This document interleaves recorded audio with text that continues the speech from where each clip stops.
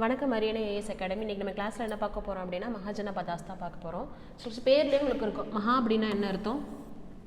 மகானா என்னங்க சொல்லுவோம்? பெரிய. அப்படின்னா மகா அப்படின்னா பெரிய. ஜனபதாஸ் அப்படின்னா ஜனம் அப்படின்றது பார்த்துருக்கீங்களா? இங்கே இந்த வார்த்தையை லாஸ்ட் கிளாஸில் பார்த்தோம் இல்லையா? ஜனங்கள்னால் என்னது? பீப்புள்ஸ். அந்த மாதிரி சொல்ல நம்ம ஜனங்கள் கூட்டமாக வாழ்ந்த இடங்கள். அதாவது மகா அப்படின்னா பெரிய, ஜனபதாஸ் அப்படின்னா மக்கள், ஜனங்கள் அப்படின்னா மக்கள், பாதாஸ் அப்படின்னா மக்கள், ஜனங்கள். இந்த ஜனங்கள் இருக்காங்களா, இந்த ஜனங்கள் என்னதான்?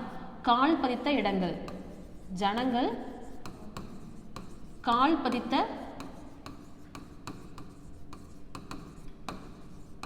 இடம், அதுதான் என்னது?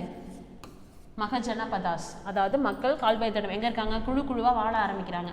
மகா அப்படின்னா பெருசு, பெரிய பெரிய குழுக்களாக எங்கெங்கெல்லாம் வாழ்ந்தாங்க அப்படிங்கிறதா மகாஜனபதாஸ் அப்படின்றது. எங்கே இருக்குங்க? இந்தியாவில் வந்து மோஸ்ட்லி ஒரு 16 மகஜனபதாஸ் வந்துட்டுருக்கோம். இங்கே இருக்குங்க இல்லையா? அங்கம், மகதம், காசி, வாஜி, இந்த மாதிரி 16 மகஜனபதாஸும் இருந்தாங்க. அதாவது குழுக்களாக வாழ ஆரம்பித்தாங்க. இதில் முக்கியமான 4 குழுவை பற்றி என்ன பண்ண போகிறோம் அப்படின்னா இன்றைக்கி கிளாஸில் பார்க்க போகிறோம். யார் யார் அப்படின்னா மகதம், ரெண்டாவது அங்கம், கோசலா, அவந்தி. இவங்கெல்லாம் ரொம்ப இம்பார்ட்டண்ட்டான குழுக்கள். ஒரு குழுவை பற்றி நான் பேசிக்காக சொல்கிறேன், அது என்னங்கிறத தெரிஞ்சுக்கோங்க. பட் அது இவ்வளோ டீப்பாக உங்களுக்கு தேவைன்னா தேவை கிடையாது. அங்கம்ங்கிறது எங்கே வரும் அப்படின்னா கிட்டத்தட்ட உங்களுக்கு பீகாரில் வரும். வெஸ்ட் பீகாரில்,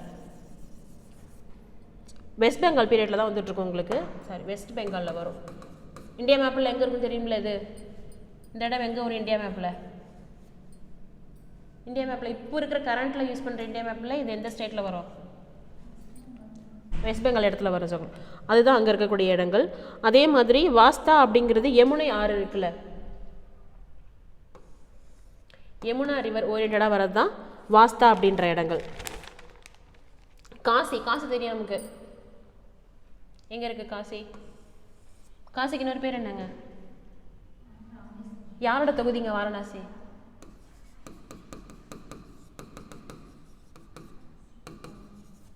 யாரோட தொகுதி? யாரோட தொகுதி தெரியலையா? நீங்கள் தெரிஞ்சுட்டு வாங்க. ஸோ கிட்டத்தட்ட என்னென்னா யூபியில் இருக்கக்கூடிய ஈஸ்ட் சைடு தான் வாரணாசின்னு சொல்லுவோம். வாரணாசி அப்படின்னா என்னென்னா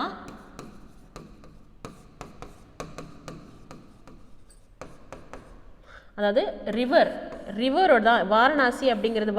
வருணங்கிறது யார்? வருணன் எதுக்குள்ள கடவுள்? லாஸ்ட்டில் பார்த்தோம் இல்லையா? மழைக்குள்ள கடவுள். ஆஷஸ், அந்த மழை தூரல் எடுத்த இடம் தான் என்ன சொல்கிறோம் அப்படின்னா வாரணாசி அப்படின்னு சொல்லுவாங்க உங்களுக்கு. இங்கே என்ன ஃபேமஸ் அப்படின்னா காட்டனுக்கும் ஹாஸுக்கும் ரொம்ப ஃபேமஸான இடங்கள். கோசலா பார்க்கலாம் நம்ம அடுத்தது. கோசலா இது ரொம்ப முக்கியமானது. நான் சொன்னால ஃபஸ்ட்டு 4 இது ரொம்ப முக்கியமான டைனாஸ்டி அப்படின்னு சொன்னேன்ல, அதில் கோசலாங்கிறது ரொம்ப ரொம்ப முக்கியமான டைனாஸ்டி. ஏன் அப்படின்னா கோசல நாடு இப்படி நாடு இருக்குன்னு ஞாபகம் வச்சுக்கோங்க. இந்த நாட்டில் என்ன பண்ணுறாங்க? மன்னர் இருக்கார். அவர் யாருன்னா மகா கோசலா. யார்? இவர் தான் அந்த நாட்டோட ஃபவுண்டர். இவருக்கு ஒரு பையனும் பொண்ணும் இருக்காங்க. யாருன்னா பிரசன்னஜித். பொண்ணு பேர் கோசலா தேவி. இந்த கோசலா தேவி தான் யார் கல்யாணம் பண்ணியிருப்பா அப்படின்னா மகதத்தில் இருக்கக்கூடிய பிம்பிசாரர். அப்போ இது யார்? கோசல நாடு இங்கே இருக்கா? ஒரு ரிவர் இருக்குது. இந்த ரிவருக்கு அந்த பக்கம் கோசலா இருக்குது, அதுக்கு இந்த பக்கம் மகதம் இருக்குது. ஸோ இங்கே மகதத்தில் இருக்கக்கூடிய இளவரசருக்கு யாரை கொடுத்துருப்பாங்க? அந்த பக்கத்து நாட்டில் இருக்கக்கூடிய இளவரசி கோசலா தேவி அப்படின்ற இளவரசியை கல்யாணம் பண்ணி கொடுத்துருப்பாங்க. இந்த டேட்டா ஞாபகம் வச்சுக்கோங்க. நீங்கள் மகதம் பார்க்கும்போது உங்களுக்கு யூஸ்ஃபுல்லாக இருக்கும். நான் சொல்கிறேன் அந்த ஸ்டோரி அதுக்கப்புறமா உங்களுக்கு. ஓகே, நம்ம மகதத்துக்கே டேரெக்டாக போயிடலாம். இப்போ அடுத்தது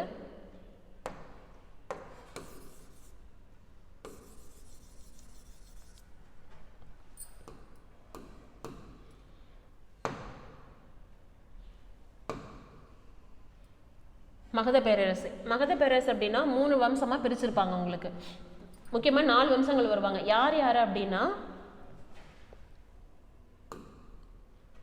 ஃபஸ்ட்டு ஹரியங்கா டைனாஸ்டி, ஹரியங்கா வம்சம். இந்த ஹரியங்கா வம்சத்தில் முதல் அரசர் யார்? அதை தொடங்குறவர் பிம்பிசாரர், அஜாத சத்குரு, அதுக்கப்புறம் உதயன், சிசுநாகா. இந்த வம்சத்துக்கு அடுத்தது வர்றது சிசுநாகா வம்சம், சிசுநாகர், காலசகர், அதுக்கப்புறம் வருது நந்த வம்சம், மகாபத்மநந்தர், தனநந்தர், அதுக்கப்புறம் தான் யார் வருவா? மௌரிய பேரரசுன்றது வர ஆரம்பிக்கும் உங்களுக்கு. இது ஒவ்வொரு டைனாஸ்டியும் என்ன பண்ணலாம் அப்படின்னா அடுத்த ஸ்லைடில் பார்க்கலாம். ஃபஸ்ட்டு யாரை பார்க்க போகிறோம்? முதல் வம்சம் ஹரியங்கா டைனாசிட்டி.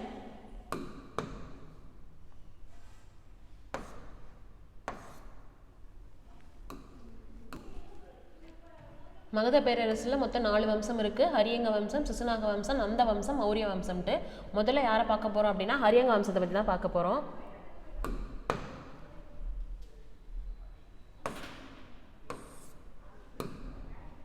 ஹரியங்க வம்சம். ஹரியங்க வம்சத்தோட ஃபவுண்டர் யார்? இந்த பேரரசை உருவாக்குன யார் அப்படின்னா பிம்பிசாரர் தான். யார்? பிம்பிசாரர்.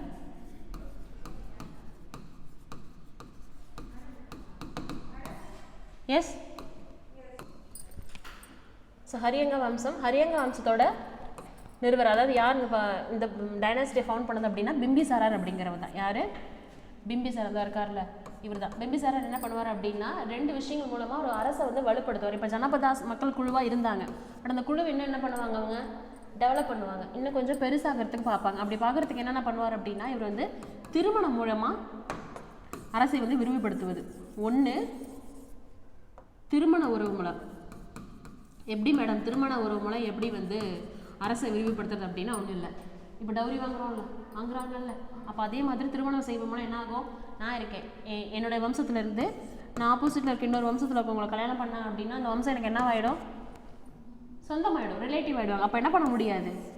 நோ வார் பண்ண முடியாது. அதே மாதிரி அங்கே இருக்கிற ஏரியாஸை அலைன்ஸ் பண்ணிக்க முடியும். அப்படி தான் என்ன பண்ணுவார் அப்படின்னா திருமண உறவு மூலமா அவரோட அரசை வலுப்படுத்திருப்பார். யாரெல்லாம் கல்யாணம் பண்ணியிருப்பார் அப்படின்னா 3 மேரேஜ் பண்ணியிருப்பார், 3 கல்யாணம் பண்ணியிருக்காரு. ஃபஸ்ட்டு யார் வருவாங்க அப்படின்னா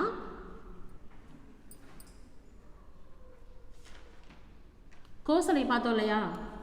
கோசல நாடுன்னு சொன்னேன்ல, ஃபஸ்ட்டு சொன்னேன்ல டைனாசிட்டியில் பார்த்தோம்ல, ஃபஸ்ட்டு கோசலா டைனாசிட்டி பார்த்தோம்ல. ஸோ அந்த கோசலா ஜனபதாஸில் வரக்கூடிய மன்னர் சொன்னா கோசலா தேவின்னு ஒரு பொண்ணு இருந்தாங்க, பிரசன்னஜித்துன்னு ஒரு பையன் இருந்தாங்கன்னு சொன்னால, அந்த கோசலா தேவி தான் யார் பண்ணியிருப்பா அப்படின்னா பிம்பிசாரர் வந்து கல்யாணம் பண்ணியிருப்பார். யார்? பிம்பிசாரர் திருமண உறவு மூலமா கோசலா தேவியை கல்யாணம் பண்ணியிருப்பாங்க. இந்த கல்யாணத்துக்கு அவர் அண்ணன் யார்?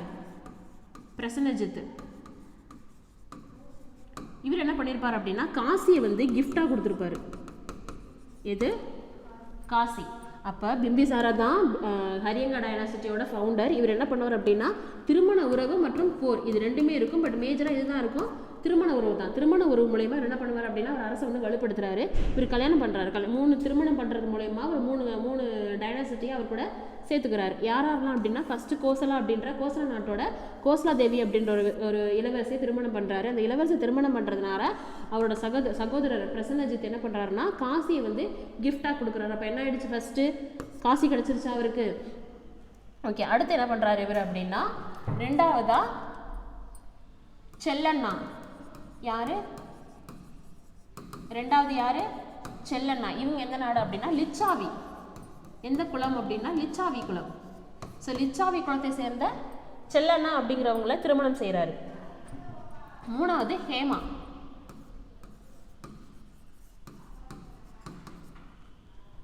ஹேமா நாட்டில் இருக்கக்கூடிய மதுரா அப்படின்றவங்க தான் என்ன பண்ணுறாரு? ஹேமாவை திருமணம் பண்ணுறது மூலயமா மதுரா இவருக்கு கிடைக்குது. ஸோ இது 3மே என்ன எது மூலயமா கிடைக்குது? மேரேஜ் அலையன்ஸ், அதாவது திருமண உறவு மூலயமா இந்த 3 இடங்களையும் இவர் என்ன பண்ணுறாரு? கைப்பற்றாரு. அவர் அரசை வந்து விரிவுபடுத்துறாரு. ஓகே, போர் பண்ணாருன்னு சொன்னீங்கன்னா எங்கே போர் பண்ணார் அப்படின்னா எந்த இடத்துல பண்ணியிருப்பாரு? அங்கம் இருக்கு இல்லையா?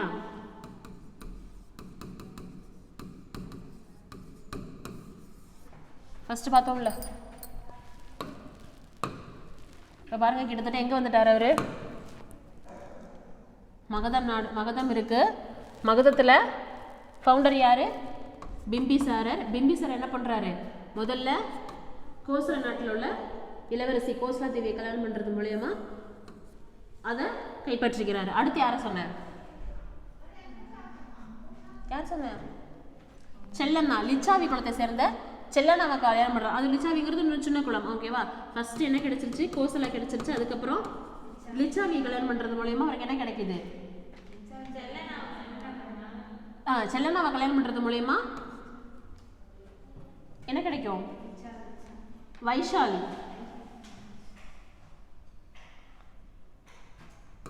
இந்த இருக்கு இல்லையா, ரெண்டாவது ஃபர்ஸ்ட் இங்கே, ரெண்டாவது இங்கே, மூணாவது யாரு, மதுரா. ஓகேவா, மூணாவது மதுரா. இதுவே என்ன பண்ணுறாரு, அவர் மேரேஜ் அலைன்ஸ் மூலயமா 3 ஏரியாவை கைப்பற்றிக்கிறார். அது மட்டும் இல்லாமல் கடைசியில் தான் என்ன பண்ணுறாரு, பக்கத்தில் இருக்க அங்கத்தை வார் மூலயமா என்ன பண்ணுறாரு, கைப்பற்றாரு. அப்போ ஆக மொத்தம் இந்த மகஜனபதாஸ்ங்கிறது என்னவாயிடுது, டெவலப் ஆகுது. எது மூலயமா, மேரேஜ் பண்ணுறது மூலயமாவும் வார் செய்கிறது மூலயமாவும் என்ன ஆகுது, அவரோட அரசு விரிவுபடுத்தப்படுது. ஓகேங்களா, இந்த டேட்டா நோட் பண்ணிக்கோங்க. பிம்பிசாரர் திருமண உறவு மற்றும் போர் மூலயமா அவரோட அரசை விரிவுபடுத்தியிருப்பார். யாரெல்லாம் திருமணம் பண்ணியிருக்காரு அப்படின்னா கோசலா தேவி, செல்லண்ணா, ஹேமா. அதுக்கப்புறம் வார் மூலயமா அங்கம் பீரியடை ஆக்குப்பை பண்ணியிருப்பார்.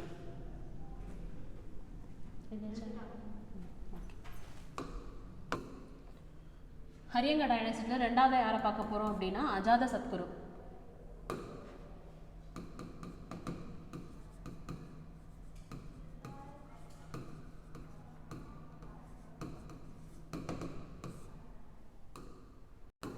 ஓகேவா, ரெண்டாவது யார் பார்க்குறோம் அப்படின்னா அஜாதசத்ரு. ஃபர்ஸ்ட் பிம்பிசாரர் பார்த்தோம் இல்லையா, பிம்பிசாரரோட பையன் தான் யார் அப்படின்னா அஜாதசத்ரு. ஆனால் எத்தனாவது பையன் அப்படின்னா ரெண்டாவது கல்யாணம் பண்ணியிருப்பார்ல செல்லண்ணா.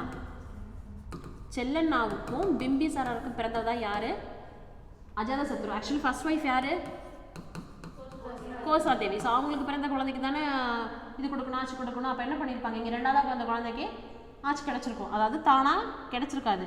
இவர் என்ன பண்ணியிருப்பார் அப்படின்னா வார். அஜாதசத்ருங்கிறது ஃபுல்லாகவே என்ன தான் பண்ணியிருப்பார் அப்படின்னா வார் தான். அவர் வந்து போர் தான் செஞ்சுட்டு இருப்பார்.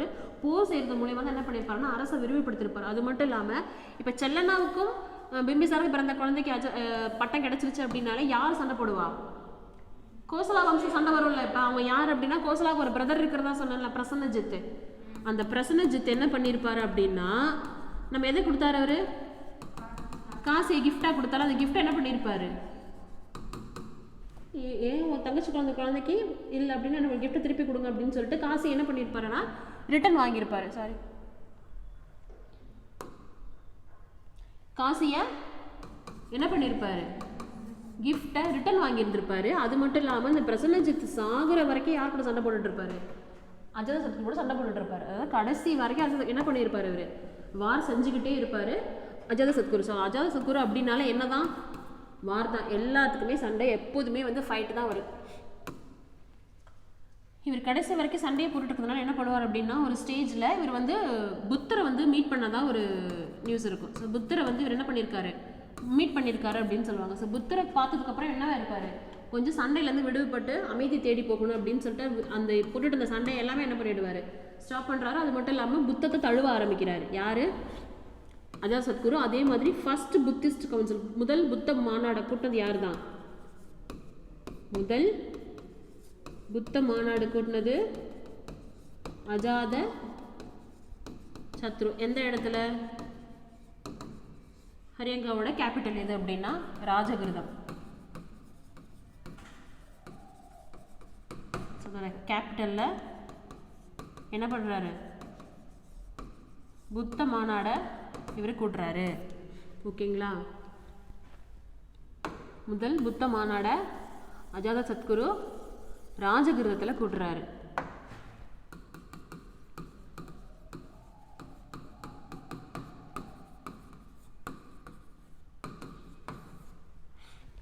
ஓகே, நோட் பண்ணிட்டீங்களா?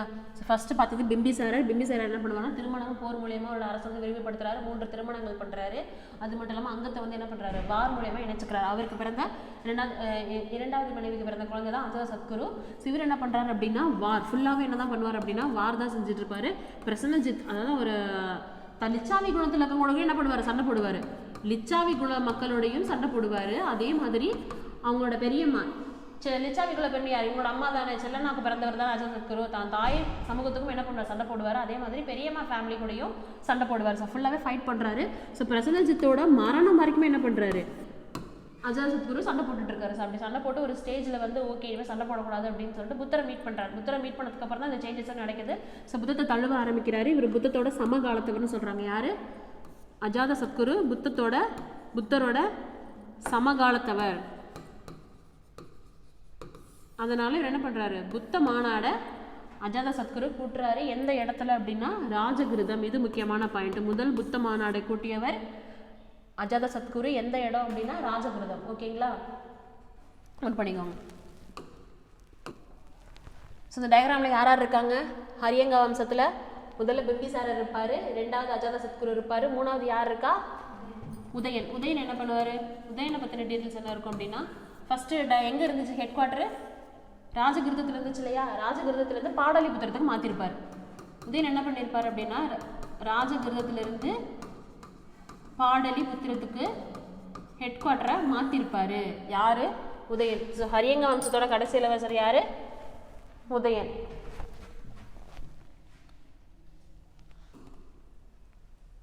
ஸோ அடுத்து பார்க்க போகிறது ஹரியங்க வம்சம் முடிஞ்சிருச்சு. அதுக்கப்புறம் யார்?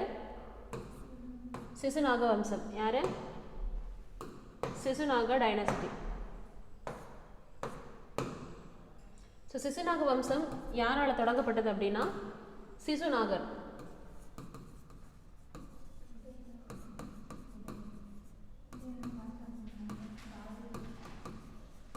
சிசுநாகரால் தொடங்கப்பட்டதா சிசுநாக டைனாசிட்டி. இவருக்கு அப்போ வந்தவர் தான் யாரு? காலசோகர். இவர் என்ன பண்ணியிருப்பார் அப்படின்னா புத்தரோட இரண்டாவது புத்த மாநாடு இருக்கு இல்லைங்களா,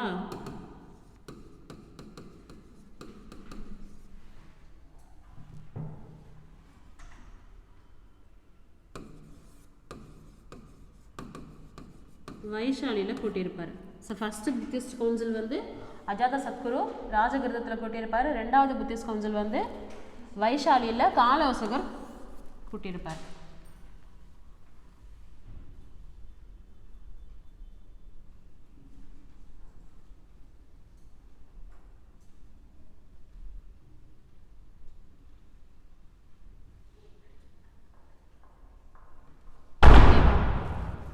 ஓகே, எழுதிக்கோங்க. அடுத்து நந்த வம்சம். அடுத்து யார்? நந்த வம்சம். ஸோ ஃபஸ்ட்டு என்ன பார்த்தாச்சு? ஹரியங்க வம்சம் பார்த்தாச்சு, பிம்பிசாரா, அஜாத சத்குரு, உதயன் பார்த்தாச்சு, சிசுநாக, காலோசகர் 2 பேரும் பார்த்தாச்சு. அடுத்து மூணாவதாக இருக்கக்கூடிய வம்சம் நந்த வம்சம். யார்? நந்த வம்சம். ஸோ நந்த வம்சத்தில் என்ன ஸ்பெஷல் அப்படின்னா, இது வரைக்கும் பார்த்தோம்ல, அது இல்லாமல் இவர் தான் நான் சத்திரியஸ், அதாவது சத்திரியர் அல்லாத முதல் வம்சம். எதுதான்? நந்த வம்சம். சத்திரியர் அல்லாத முதல் வம்சம் அப்படிங்கிறது நந்த வம்சம் தான் அவங்களுக்கு.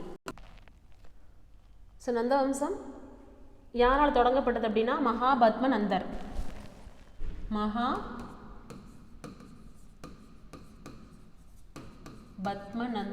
ஸோ இவர் தான் வந்து நந்த டைனஸ்டியை ஃபவுண்டர். அது மட்டும் இல்லாமல் இது வரைக்கும் இந்த சத்திரியர் இல்லாத ஒரு வம்சம் அப்படின்னா நந்த வம்சங்கள் தான் ஆரம்பிச்சிருக்கும். ஸோ இவருக்கு பேர் என்ன சொல்லுவாங்க அப்படின்னா ஏக்ரக்தா அப்படின்னு சொல்லுவாங்க.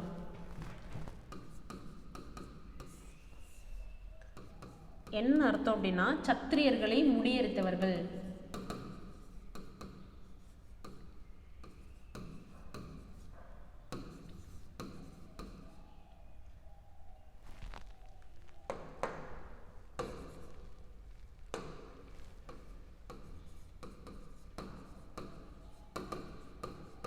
இந்த பட்டம் யார் கொடுத்தா தெரியுமா? அவருக்கு வரை கொடுத்துக்கிட்டாரு. ஏக்ரக்தா அப்படிங்கிறது சத்திரியர்களை முறியெடுத்தவர்கள் அப்படிங்கிறது மகாபத்ம தனநந்தர். இவர் தான் வந்து நான் சத்திரியஸ் ஃபஸ்ட்டு இருக்கக்கூடிய சத்திரியர் அல்லாத வம்சம் ஓப்பன் பண்ணது மகாபத்மநந்தர் அப்படிங்கிறது தான். அது மட்டும் இல்லாமல் இவருக்கு வந்து 8 பசங்க இருப்பார். மகாபத்மநந்தருக்கு 8 பசங்க இருப்பார். ஸோ அவரோட சேர்த்து தான் மகாபத்மநந்தர் மற்றும் 8 பசங்களாக அப்போ 9 பேர் சேர்ந்தவங்க என்னது? தனநந்தர்கள் அப்படின்னு சொல்லுவாங்க. நவநந்தர்கள். ஸோ ஆட்சி செஞ்சவங்க நவநந்தர்கள் ஆட்சி செஞ்சாங்க அப்படின்னு சொல்லுவாங்க. ரெண்டாவதாக வரக்கூடியவர் தான் தனநந்தர்.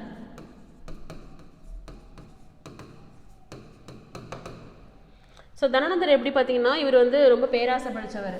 அது மட்டும் இல்லை, மக்களுக்கு வந்து நிறைய வந்து டேக்ஸ் வந்து இம்போஸ் பண்ணிகிட்டு இருப்பார். தனநந்தர் நிறைய டேக்ஸ் இம்போசிஷன் கொடுத்துட்ருப்பாரு. மக்கள் வந்து நிறைய பேர் நிறைய சிட்டிஸ் வந்து கான்கவர் பண்ணணும் அப்படின்னு நினச்சிட்டு இருப்பார். அதேமாதிரி இவர் வந்து அலெக்சாண்டர் வருகைக்கு அப்புறம் பார்ப்போம். நம்ம அலெக்சாண்டர் வருகை யார் பீரியட் நடந்துச்சு அப்படின்னா தனநந்தர் பீரியட் தான் நடந்துகிட்டு இருக்கும். பெர்சியன் மெசபடோமியன் இன்ஃபென்ஷன் பார்க்குறப்போ அலெக்சாண்டர் வருவார். த கிரேட் அலெக்சாண்டர் எந்த பீரியடில் வந்தார் அப்படின்னா நந்தா டைனாசிட்டி. எந்த வம்சம்? நந்தா டைனாசிட்டியில் இருக்கக்கூடிய தனநந்தர் பீரியடில் தான் யார் வந்திருப்பா அப்படின்னா அலெக்சாண்டர் வந்திருப்பார். இது மட்டும் இல்லாமல் நந்தா பீரியடில் இருக்காங்களா, இவங்க நந்தர்கள் தான் வந்து அதிகமான வந்து வாரில் ரொம்ப பவராக இருப்பாங்க. இங்கிட்ட நிறைய படைபலம் இருக்குன்னு சொல்லுவாங்க. யார்கிட்ட? நந்தர்கள்கிட்ட படைபலம் ரொம்ப ஜாஸ்தி. அவங்க கிட்ட நிறைய குதிரைப்படைகள் இருந்திருக்கும், போர் செய்யறதுக்கான வீரர்கள் நிறைய பேர் இருந்திருப்பாங்க. படைபலம் அதிகமாக கொண்டவங்க யார் தான்? நந்தர்கள். போரில் சிறந்து விளங்கினவங்களும் யார் தான்? நந்தர்களா. ஆனால் என்னன்னா அவங்களோட டைனாசிட்டி ரொம்ப விரிவடைஞ்சிச்சுன்னு கேட்டால் கிடையாது. அவங்ககிட்ட அந்தளவுக்கு எஃபிஷியண்ட்டாக இருந்தாலும் அவங்க அந்தளவுக்கு என்ன பண்ணல, ஒரு ஒரு கட்டுக்கோப்பான ஆட்சியை வந்து ஆட்சி பண்ணலை அவங்ககிட்ட. ஆனால் படைபலம் ரொம்ப அதிகமாக இருந்துச்சு, எலிஃபென்ட் நிறையா இருந்துச்சு அவங்கக்கிட்ட, நிறைய வார் சேரியட், போர் செய்யறதுக்கான சேரியட் எல்லாமே நிறையா எங்கே கிடைக்கும் அப்படின்னா ஹதிகும்பா கல்வெட்டில் சொல்லியிருந்திருப்பாங்க. இதெல்லாம் நந்தர்கள் தான் வந்து போரில் ரொம்ப சிறந்து விளங்கினாங்க அப்படிங்கிறத ஹதிகும்பா கல்வெட்டில் கேட்டிருப்போம். வாங்க ஃபஸ்ட்டு ஸ்லைட் வாங்க. ஸோ ஃபஸ்ட்டு பார்த்தோமா, ஹரியங்கா பார்த்துட்டோம், சிசுநாக வம்சம் பார்த்துட்டோம், நந்த வம்சங்கள் பார்த்தாச்சு. ஸோ இதுக்கப்புறம் தான் யார் வருவா? இவங்க நந்தர்கள்கிட்ட நிறைய வந்து படைபலம் எல்லாமே இருந்தாலுமே யார் அவங்களை டிஃபீட் பண்ணி வந்திருப்பா? சந்திரகுப்தரால் ஈஸியாக அட்டாக் ஆகிட்டு யார் வந்திருப்பா அப்படின்னா நந்த டைனாசிட்டி ஈஸியாக முடிஞ்சிருக்கும். யாரால் அப்படின்னா சந்திரகுப்த மௌரியரால். ஏன்? இவ்வளோ படைபலம் இருக்குன்னு சொல்கிறாங்க. அதிகமாக கல்வெட்டில் இவங்ககிட்ட இவ்வளோ படைபலங்கள் இருக்குது, இவ்வளோ வந்து குதிரைப்படை இருக்குது, யானை வச்சுருக்காங்க. ஆமாம், இவங்கள்ட்ட யானை படை இருந்திருக்கு, யானை அதிகமாக இருந்திருக்கும், தேர் அதிகமாக இருந்திருக்கும், குதிரை எல்லாமே இருந்திருக்கும், சோல்ஜர்ஸ் அதிகமாக இருந்திருப்பாங்க, படைபலம் ரொம்ப ஜாஸ்தியாக இருக்கும். ஆனால் எப்படி இவரால் ஈஸியாக அட்டாக் பண்ண முடிஞ்சது சந்திரகுப்த மௌரியரால்? யோசிக்கிறோம்ல. ஸோ என்ன நடந்திருக்கும் அப்படின்னா இவர் பீரியடில் தான் யார் வந்ததா சொன்னேன்? அலெக்சாண்டர் வந்தார்னு சொன்னலையா. அப்போ இந்த நந்தர்களுக்கு அப்புறமா யார் வருவாங்க அப்படின்னா பெர்ஷியன் இன்வென்ஷன்ஸ் வந்திருக்கும். அதாவது ஒரு நிமிஷம் இருங்க.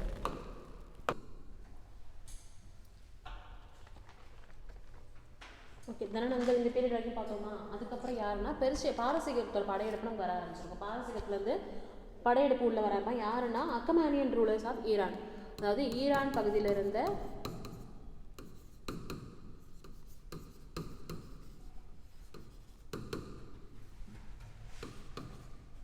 இவங்களோட படையெடுப்பு ரொம்ப அதிகமாக இருக்கும்.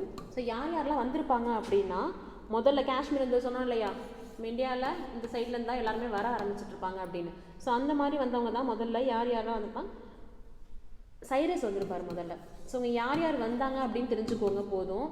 ஸோ இவங்களால என்ன சேஞ்சஸ் நமக்கு கிடச்சிது, அதாவது இந்த இன்வென்ஷனால என்ன இம்பேக்ட் நமக்கு கிடச்சிது, இது மட்டும் உங்களுக்கு மோர் தென் இனஃப். உங்களுக்கு ஃபர்ஸ்ட் யார் வந்திருப்பா அப்படின்னா சைரஸ் அப்படின்றத வந்திருப்பாரு. ஸோ எந்த பகுதியில் வந்திருப்பாருன்னா நார்த் வென்ஸ் ஃபைலில் வந்திருப்பாரு. ஸோ கிட்டத்தட்ட ஹிந்து குஷ் மலை காந்தாரா இருக்குல்ல, அந்த பகுதியில் தான் உள்ளே வந்திருப்பார்.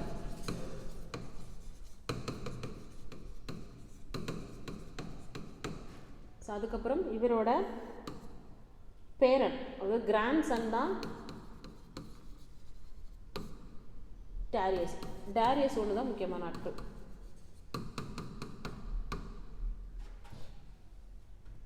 ஆக்சுவலி இவருடைய ஈரானில் கண்டுபிடிச்ச ஒரு கல்வெட்டில் தான் என்ன கிடைச்சிருக்கும் அப்படின்னா ஹிந்து அப்படின்ற வார்த்தை வந்து இருந்திருக்கும். அதாவது சிந்து தான் என்ன சொல்லியிருப்பாங்க அவங்க, சிந்து தான் பேர் மாற்றிருக்கோம் அவங்களுக்கு. அது சிந்து அப்படி தான் என்ன கொடுத்துருப்பாரு அப்படின்னா ஹிந்து அப்படின்னு கொடுத்துருப்பாங்க அவங்க. ஸோ இதுக்கப்புறம் வந்து ஒரு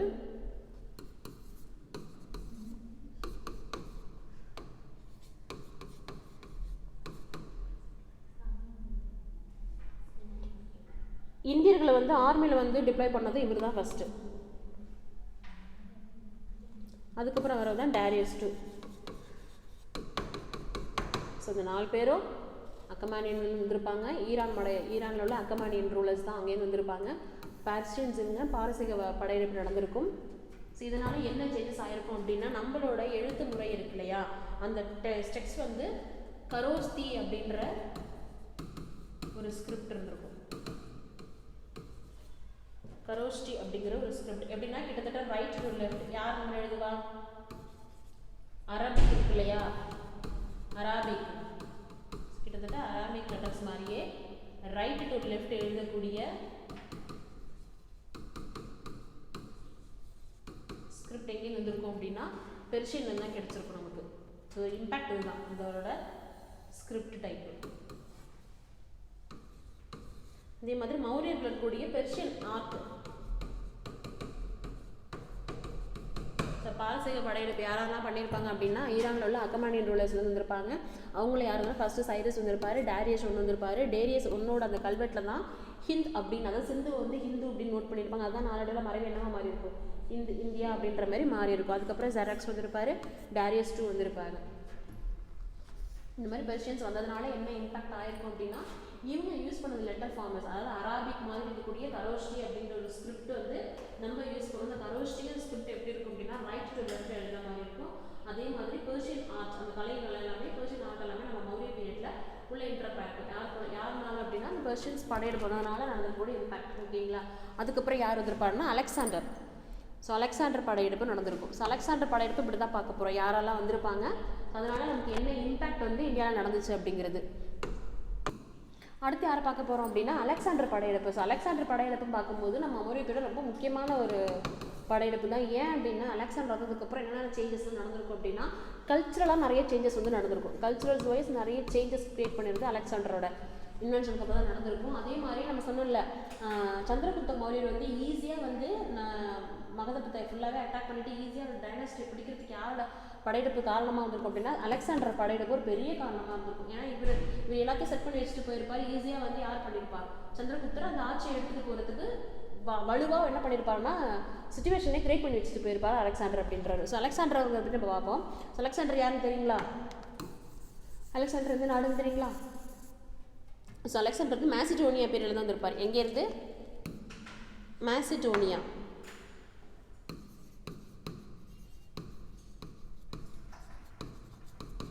ஸோ மேசிடோனியாவில் வந்தவர் தான் யார்? அலெக்சாண்டர் உங்களுக்கு. ஸோ அலெக்சாண்டர் என்ன பண்ணியிருப்பார் அப்படின்னா அப்போ வந்து நிறைய சிற்றரசுகள் எல்லாமே இருந்துச்சு இல்லையா, அந்த சிற்றரசுகள் அட்டாக் பண்ணியிருப்பார். ஃபஸ்ட்டு எங்கே வந்திருப்பார் அப்படின்னா காஷ்மீர் ரீஜனில் வந்திருப்பார். ஸோ அந்த வழியாக தான் பார்த்துருப்பார் அவர். ஸோ அங்கங்கே என்னென்னலாம் அட்டாக் பண்ணியிருக்காருன்னு பார்ப்போம். ஸோ ஃபஸ்ட்டு வந்து யாரை பார்த்துருப்பார் அப்படின்னா அம்பி.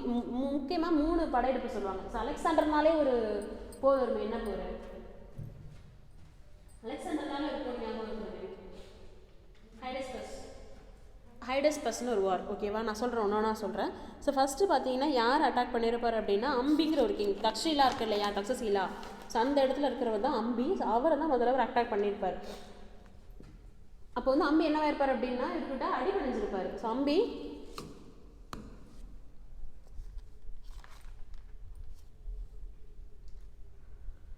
அலெக்சாண்டரோட டீச்சர் யாருங்க? அலெக்சாண்டரோட குரு. அலெக்சாண்டரோட குரு யாருங்க? அரிஸ்டாட்டில். யார்?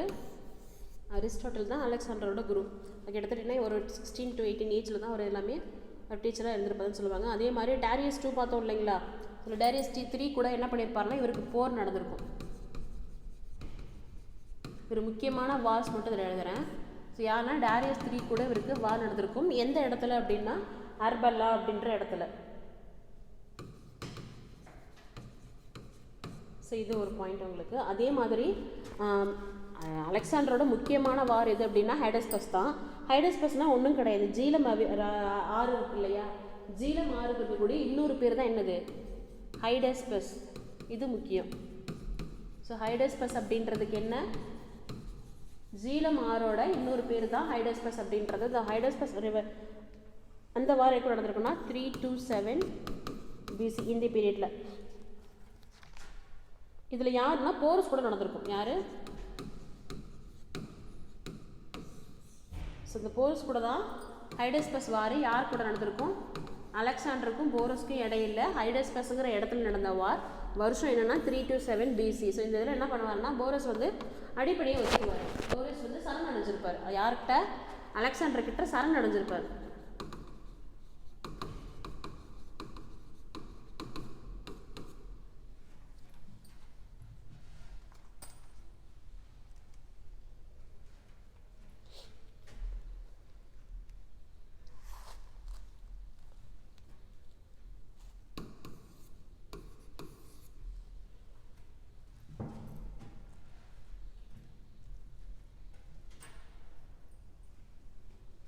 நோட் பண்ணிக்கோங்க.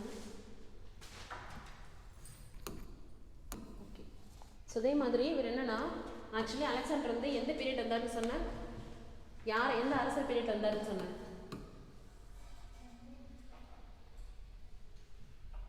யோசிங்க. ஹரியங்கா, சிசுநாகா, நந்தா, மௌரியர் வந்து பீரியட் வந்தாரு. நந்தா டைனஸ்டி வந்திருப்பாங்களா? நந்த வம்சம் பீரியட்ல யார் கூட இருக்கும்போது? நந்த வம்சம் கரெக்ட். ஸோ அந்த பீரியட் தான் உள்ளே வந்திருப்பாரு. அப்போ என்னன்னா அலெக்சாண்டரோட கிரீவ் இருக்காங்கல்ல, அவரோட போர் சோல்ஜர்ஸ் எல்லாமே என்ன சொல்லியிருப்பாங்க அப்படின்னா, நந்தர்கள் வந்து ரொம்ப வந்து வால் ஸ்பெஷலாக ஆட்கள், அவங்க கிட்ட நிறைய வந்து போர்படை அதிகமாக இருக்குது, நம்ம என்ன பண்ண மாட்டோம் அவங்க கிட்ட வந்து ஃபைட் பண்ண மாட்டோம். ஏன்னா ஆல்ரெடி என்ன பண்ணியிருப்பாங்க, பெர்ஷியனோட சண்டை போட்டு டயர்டாக பாரசீகத்தோட சண்டை போட்டு ரொம்ப டயர்டாக இருந்திருப்பாங்க. ஸோ அதனால் என்ன பண்ண முடியாதுன்னா எங்களுக்கு நந்தர்களோடய போய் சண்டை போட முடியாது அப்படின்னு சொல்லிட்டு சோல்ஜர்ஸ் வந்து மறுத்திருப்பாங்க. அதுக்கப்புறம் தான் யார் கூட சண்டை போட்டிருப்பாருன்னா அம்பி கூட சண்டை போட்டிருப்பாரு. யார் அப்படின்னா அம்பி. ஸோ அம்பியுமே என்ன பண்ணியிருப்பாருன்னா சரணடைஞ்சிருப்பார். அம்பியுமே சரணடைஞ்சிருப்பார். ஆக்சுவலி போரஸ் என்ன பண்ணியிருப்பார் அப்படின்னா ஃபர்ஸ்ட் சரணடைஞ்சிருக்க மாட்டார். இவர் ஆக்சுவலி போரஸை வந்து சிறைப்பிடிச்சிருப்பாங்க. சிறைப்பிடிச்சு இவர் என்னன்னா சிறையில் வந்து ரொம்ப டிசிப்ளினாக இருந்திருப்பார். ஸோ அதில் ஈர்க்கப்பட்டவர் தான் திரும்ப இவர்கிட்ட அவரோட ப்ராவின்ஸை திரும்ப கொடுத்துருப்பார். அவரோட பகுதி என்ன பண்ணுறேன் திரும்ப கொடுத்துட்றேன், உங்கள் ஆட்சியை உங்களுக்கு திரும்ப கொடுத்துட்றேன்னு சொல்லி இவரோட டிசிப்ளினில் பார்த்து தான் அலெக்சாண்டர் வந்து அவரோட ப்ராவின்சஸை திரும்ப கொடுத்துருப்பாரு. But Ambi சரணடைஞ்சிருப்பாரு. ஸோ இந்த மாதிரி ரொம்ப டயர்டாக இருப்பாங்க இந்த வாரில். இதுக்கப்புறம் என்ன பண்ண முடியாதுனால மூவ் ஃபார்வர்ட் பண்ண முடியாது, அதனால் இதுக்கு மேலே என்ன பண்ண முடியாது, போராட்டம் பண்ண முடியாது, நாங்கள் வந்து போர் செய்ய முடியாது, நாங்கள் என்ன பண்ண போகிறோம் அப்படின்னு நாடுகளுக்கு திரும்பி போகிறோம் அப்படின்னு யார் சொல்லியிருப்பா? சோல்ஜர்ஸ் சொல்லியிருப்பாங்க. சார் இந்த மாதிரி அலெக்சாண்டரே வந்து பயப்படுறவங்க யாரோட வார் இருந்துச்சு, நந்தர்களோட போர்படை இருந்துச்சு உங்களுக்கு. இதுக்கப்புறம் இவர் ரிட்டன் போகிற வழியில தான் வந்து இறந்துருப்பார். யாரு? நாடு திரும்ப வழியில கடும் காய்ச்சல்ல இறந்துருப்பாரு.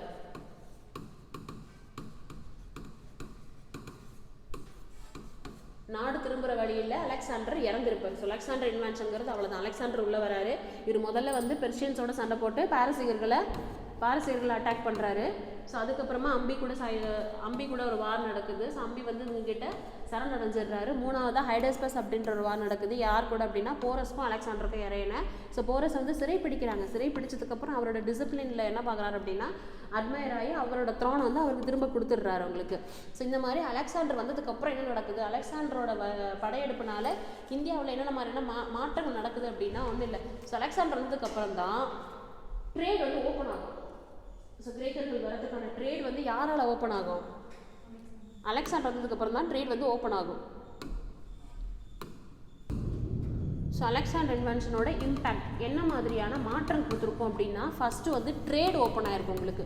ஸோ வாணிகம் செய்கிறதுக்கு எல்லா நாட்டிலேருந்து வரதுக்கான ட்ரேட் ஓப்பன் யாரால் நடந்திருக்கும் அப்படின்னா அலெக்சாண்டரோட படையெடுக்கு அப்புறம் தான் நடந்திருக்கும். அதே மாதிரி கிரேக்கர்களோட கைவினை கலைஞர் இருக்காங்கல்ல, கிரேக்கர்களோட கைவினை கலைஞர்கள் யாருக்கு அப்புறம் தான் வந்திருப்பாங்க? அலெக்சாண்டர் படையெடுப்புக்கு அப்புறம் தான் வந்திருப்பாங்க.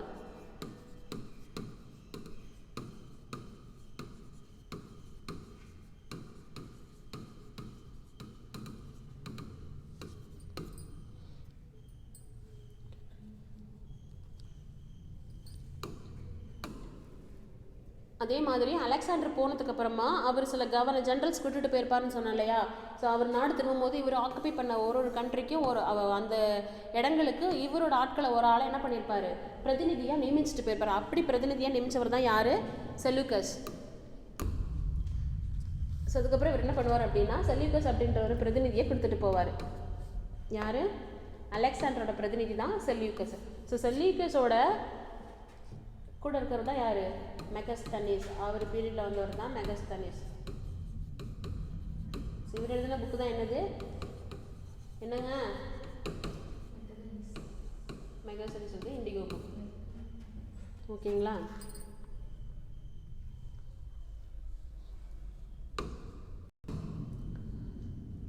ஸோ ட்ரேடில் வந்து டிஃப்ரென்ஸஸ் நடந்திருக்கும். கைவினை கலைஞர்கள் உள்ளே வந்திருப்பாங்க. செல்யூக்கஸ் வந்து இவரோட ரெப்ரசன்டேட்டிவ் பர்சனாக கொடுத்துருப்பாரு. இவரோட தூதுவர் தான் யார்?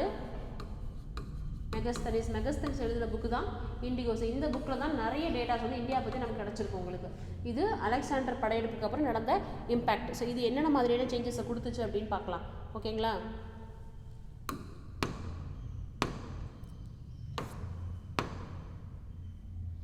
ஓகே.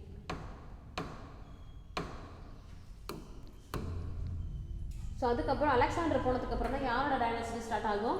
சந்திரகுப்த மௌரிய வம்சங்கள் வர ஆரம்பிக்கும். அதில் முதல்ல வர்றது யாருக்கு? சந்திரகுப்த மௌரிய. ஸோ சந்திரகுப்த மௌரிய தான் என்ன பண்ணுவார்? அடுத்து அவர் போவார். ஸோ சந்திரகுப்த மௌரியருக்கான பேர்கள் என்னென்ன சொல்கிறாங்க அப்படின்னா சாண்ட்ராகோட்டஸ், அதாவது கிரேக்கஸ் தானே எழுதுனாங்க இது எல்லாமே. ஸோ கிரேக்கஸில் என்னென்ன பேர்லாம் சொல்கிறாங்க அப்படின்னா இந்த நேம் எழுதிக்கோங்க. யாருக்கு? சந்திரகுப்த மௌரியருக்கு. சந்திரகுப்த மௌரியருக்கான பேர்கள்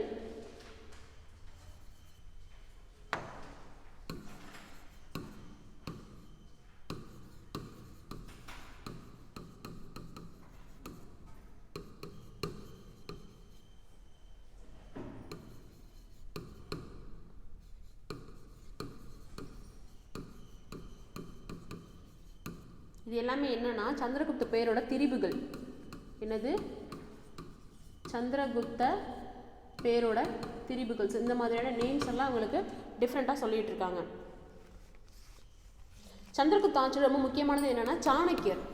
ஸோ ஃபஸ்ட்டே சொன்ன மாதிரி தான் சாணக்கியர். சாணக்கியர் யார் அப்படின்னா தனநந்தர் கோர்ட்டில் இருக்கக்கூடிய ஒரு ஒன் ஆஃப் த பாயிண்ட் தான். ஆக்சுவலி ஒரு என்ன பொலிட்டிக்கல் கைடன்ஸ் மாதிரி தான். ஸோ சாணக்கியருக்கும் தனநந்தருக்கும் இருக்கக்கூடிய சண்டையில் என்ன பண்ணுவார் அப்படின்னா, நந்தர் வந்து சாணக்கியர் வந்து நெஞ்சிலேயே மிதிச்சிருவார் உங்களுக்கு. ஸோ அது மாதிரி மிதிச்சதுனால இவர் என்ன பண்ணுவார் அப்படின்னா, நான் ஒரு சாதாரண ஒரு மனுஷன் என்ன பண்ணுறேன் அப்படின்னா உங்களுக்கு ஆட்சியில் கொண்டு வந்து நிறுத்தி காமிக்கிறேன் அப்படின்னு சொல்லிட்டு சபதம் போட்டு போயிருப்பார். ஸோ அவர் தான் எங்கே இருப்பார் அப்படின்னா சந்திரகுப்த மௌரியரோட அவையில் இருந்திருப்பார். இன்னொன்று சந்திரகுப்தரோட அவையில் இருக்கக்கூடிய ரொம்ப முக்கியமான சாணக்கியரோட அறிவையும் மேதமை, அதாவது அவரோட அறிவு தான் மௌரிய பீரியடுக்கே ரொம்ப முக்கியமானது. சாணக்கியரோட இம்பார்ட்டன்ஸ் ரொம்ப முக்கியமானது அப்படின்னு சொல்கிறாங்க. அதே மாதிரி இவங்க வந்து என்ன பண்ணுவாங்க அப்படின்னா நிறைய பொலிட்டிக்கலான கைடன்சஸ் கொடுத்துட்ருப்பாங்க. எப்படிலாம் வந்து அட்டாக் பண்ணுறது, எந்த மாதிரியெல்லாம் இருக்கும் அப்படின்றது. அந்த பொலிட்டிக்கல் கைடன்ஸ் எல்லாம் ஒரு புக்கில் எழுதியிருப்பார். என்ன புக்கு? கரெக்டு தான் சொல்லுங்கள். அர்த்தசாஸ்திரம். அர்த்தசாஸ்திரம் எதை பற்றி தான் பேசும்? அர்த்தசாஸ்திரம் எதை பற்றி தான் பேசும்? என்னங்க இவர் யாரு? இவருக்கு ஒரு வேலை என்னதான்? அரசியலை பற்றி சொல்கிறது. அப்போ இந்த புக்கு என்ன தான் சொல்லும்? பொலிட்டிக்கல் கைடன்ஸ், அதாவது அரசியல் நிர்வாகம் எப்படி இருக்கணும், ஒரு அரசன் எப்படி இருக்கணும், அதை சொல்கிறது தான் என்னது? அர்த்தசாஸ்திர புக்கு.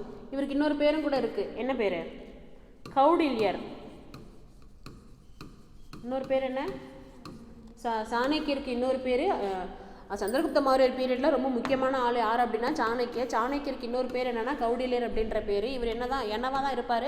ஒரு பொலிட்டிக்கல் கைடன்ஸாக தான் இருந்துகிட்டு இருப்பார். இவர் எழுதின புக்கு தான் அர்த்தசாஸ்திரம் அப்படின்ற புக்கு. அந்த புக்கில் என்ன தான் இருக்கும்? அரசியல் நிர்வாகம் எப்படி பண்ணுறது அப்படின்றத புக்கு தான் இருந்திருக்கும். அதே மாதிரி மதக நாட்டுக்கு வர வேண்டி இருக்கிற அந்த படையெடுப்புலாம் இருக்குல்ல, அதை என்னென்னலாம் பண்ணணும், எப்படிலாம் தந்திரம் பண்ணலாம், நம்ம என்ன பண்ணலாம், படையெடுப்புலேருந்து எஸ்கேப் ஆகலாம் அப்படின்றதெல்லாம் சொல்லியிருப்பார். அதெல்லாம் எங்கே இருக்கும்? இவரோட டாக்டிக்ஸ் எல்லாம் எங்கே இருக்கும் அப்படின்னா முத்ரா ராட்சசம் அப்படின்ற ஒரு புக்கில் கூட இருக்கும். அந்த நாடகத்தோட கருப்பொருளே அதுதான். என்னது?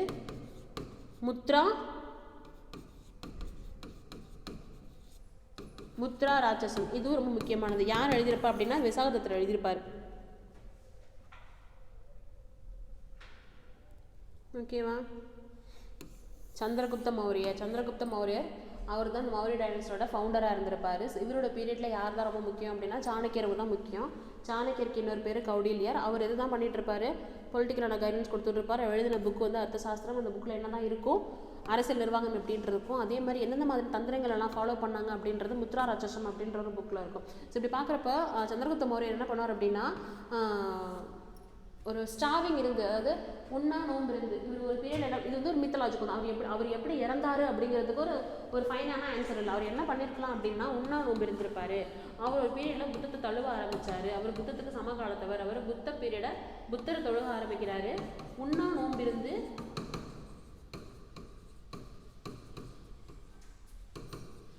இறந்து போயிட்டாரு. எங்கே போய் இறந்துருக்காரு அப்படின்னா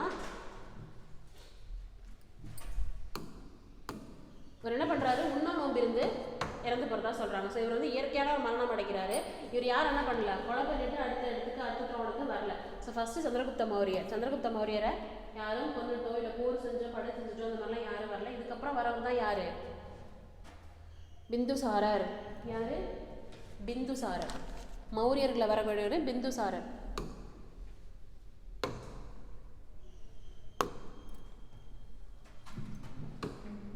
பிம்பிசாரர் இல்லை, பிந்துசாரர். பிம்பிசாரர் எங்கே வருவார்? ஹரியங்கா டைனஸ்டியில் வருவார். இவர் வந்து பிந்துசாரர். ஓகேங்களா? ஸோ பிந்துசாரர் யார் அப்படின்னா சந்திரகுப்தரோட பையன். யார்? சந்திரகுப்தரோட பையன். ஓகே. இவர் என்ன பண்ணார்? சந்திரகுப்தரை கொலை பண்ணிட்டு வந்தாரா? கிடையாது. இவர் வந்து நேச்சுரலாகவே அடுத்த ஒரு ஆட்சிக்கு வராரு. இவர் எந்த மாதிரி டைப் அப்படின்னா ஒரு இயல்பான டைப், அதாவது ரொம்ப அமைதியான சூழலாக அவங்க அப்பா எப்படி ஆட்சி நடத்தினாரோ அதே மாதிரி ஒரு அமைதியான சூழலை என்ன பண்ணுறாரு, ஆட்சியை வந்து நடத்துகிறாரு. அதே மாதிரி பிந்துசார் ரொம்ப நல்லா டேலண்டான ஒரு ஆள் தான். இவர் வந்து யாரையும் போய் வெட்டி கொண்டுட்டு கொலை பண்ணிட்டு போர் செஞ்சுக்கிட்டு இருக்கணும் அந்த மாதிரி ஒரு நோக்கத்துலலாம் வரவே கிடையாது. இவர் எல்லா நாட்டு மக்களோடையும் நல்லுறவு வச்சுருந்தார். எப்படி இருந்தார், அவங்க அப்பா எப்படி நல்லுறவு இருந்தாங்களோ, அவங்க அப்பா எப்படி அமைதியாக இருந்தாரோ அதே மாதிரி தான் என்ன பண்ணுறாரு இவருமே இருக்கார். இவர் என்ன பண்ணுறாருன்னா, இவர் எல்லா ப்ராவின்சஸ்க்கும் இவரோட பசங்களை வந்து பிரதிநிதியாக நியமிக்கிறார். யார், இவரோட பசங்களை பிரதிநிதியாக நியமிக்கிறாரு. கிட்டத்தட்ட பிந்துசாரா அதுக்கப்புறம் இவரோட அந்த லைஃப் எப்படி தான் இருக்குது, அவங்களோட மௌரிய மக்கள் எப்படி இருக்காங்க, ரொம்ப அமைதியாகவும் இருக்காங்க. அந்த பேரரசு வந்து எந்த விதமான சிதறச்சமும் அறியாமல் கரெக்டாகவே அப்படியே எரிச்சிருக்காரு. யார் அப்படின்னா இவரோட பையன்தான் யார், அசோகர். யார், அசோகரை பற்றி நிறைய நம்ம ஸ்கூல் டைமில் படிச்சுட்டு தான் சொல்லுவோம். ஓகேங்களா. ஸோ அதுக்கப்புறம் வர தான் அசோகர். ஸோ பிந்துசாரா எவ்வளோ வருஷம் வாழ்ந்திருப்பார், எவ்வளோ வருஷம் ஆட்சி பண்ணியிருப்பார் அப்படின்னா ஒரு 25 இயர்ஸ்க்கு அப்புறம். ஸோ அதுக்கப்புறம் வர தான் அசோகர். ஸோ அசோகர் வந்த டைமில் நிறைய மித்தாலஜிக்கல் ஸ்டோரி இருக்குது. அவருக்கு 99 சகோதரர்கள் இருந்தாங்க, 100 சகோதரர் இருந்தாங்க, ஆனால் கொலை பண்ணிட்டு தான் இருந்தாங்க, 4 பேர் இருந்தாங்க, நிறைய ஸ்டோரி இருக்கும். பட் என்னன்னா இதுக்குமே ஸ்டேபிளான ஆன்சர் இல்லை. ஸோ அசோகர் நேரடியாக ஆட்சிக்கு வந்தார். ஆனால் இங்கே ஒரு வாரிசுரிமை போர் இருந்துச்சான்னு கேட்டால் இருந்துச்சு. ஏன்னா கிட்டத்தட்ட ஒரு 4 இயர்ஸ் என்னவா இருக்கும், ஒரு கேப் இருந்திருக்கு. ஒரு டெத்துக்கு அப்புறம் ஒரு 4 இயர்ஸ் கேப் இருந்திருக்கும். அந்த கேப் என்னவா தான் இருந்திருக்கும், ஒருவேளை வாரிசுரிமை போராதான் அது இருந்திருக்கலாம். ஓகேவா. அதே மாதிரி அசோகர் வந்து யார் சூஸ் பண்ண ஹையர் கிடையாது, பிந்துசாரால செலக்ட் பண்ணப்பட்ட பிரதிநிதியோ இல்லை அவரோட வாரிசோ கிடையாது. 4 வருஷத்துக்கு அப்புறமா தான் என்ன பண்ணியிருப்பார், அவர் வந்திருப்பார். ஸோ இவரோட ஆட்சியில் ரொம்ப முக்கியமாக நடந்த விஷயம் என்னன்னா, அசோகனால என்னதான் சொல்லுவோம், கலிங்க போர் சொல்லுவோமா.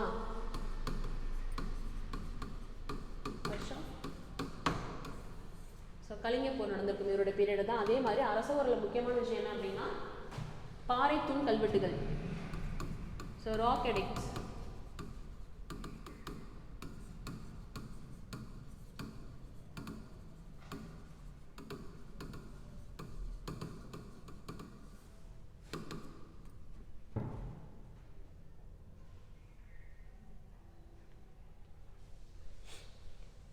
இவன் என்ன பண்ணுவார் அப்படின்னா கலிங்க போர் பண்ணுறாருல, கலிங்க போரில் நிறைய பேர் வந்து இறந்துருப்பாங்க, நிறைய வந்து சேதாரம் வாழ்ந்துருக்கும், குழந்தைகள் இந்த மாதிரி நிறைய பேர் இறந்ததுக்கப்புறம் பார்த்துட்டு தான் இவ்வளோ பேர் இறந்துருக்காங்க, இவ்வளோ துயரம் அடைகிறாங்க மக்கள், நான் என்ன பண்ண மாட்டேன், இனிமே போர் செய்ய மாட்டேன்னு சொல்லிட்டு யார் போயிருப்பா, போர் வேண்டான்னு சொல்லிட்டு போனவர் தான் யார், அசோகர். நான் என்ன அமைதி தேடி போகிறேன், எனக்கு என்ன தேவையில்லை, இந்த மாதிரி நான் போர்களுக்கு இல்லை, எனக்கு தேவையில்லை, நான் அமைதியை தான் தேட போகிறேன் அப்படின்னு சொல்லியிருப்பார். யார், அசோகர். அது வரைக்கும் என்ன பண்ணியிருப்பார், அவர் நிறைய வார் பண்ணியிருப்பார். எந்த இடத்துக்கு எந்த போருக்கு அப்புறம் மாறுது அவருக்கு மனசு, கலிங்க போருக்கு அப்புறம் தான் மாத்துறாரு.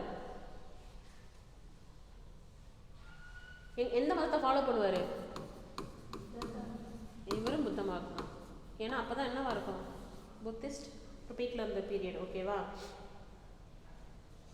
இவரோட கல்வெட்டுகள் பார்ப்போம். அசோகரோட கல்வெட்டுகள் ரொம்ப முக்கியம்.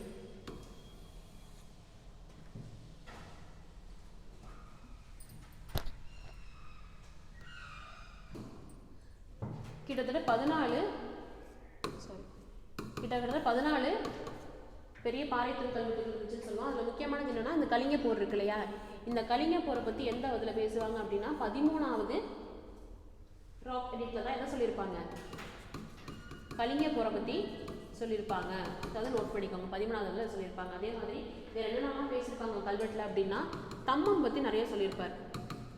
தம்மம்னா என்னது, இது புத்த மதத்தில் சொல்லக்கூடிய உண்மையெல்லாம் இருக்கணும், அமைதியாக இருக்கணும், மக்களுக்கு எதை தீங்கு செய்யக்கூடாது, எந்த உயிரையும் கொல்லக்கூடாது, இந்த மாதிரி தீரை எல்லாமே இருக்குல்ல, இது எல்லாத்தையும் யார் சொல்லியிருப்பா, ராக் எடிக்ட்ல இதை பற்றியும் பேசியிருப்பாங்க. யார் ராக் எடிக்ட்ல, அசோகரோட ராக் எடிக்ட்ல இதை பற்றியும் பேசியிருப்பாங்க. அவங்களுக்கு மிகப்பெரிய ராக் எடிக்ட் எது அப்படின்னா 13th தான். இந்த 13வது ராக் எடிக்ட் தான், இந்த 13வது பாறைத்தூண் கல்வெட்டு தான் உள்ளதுலேயே மிகப்பெரியது.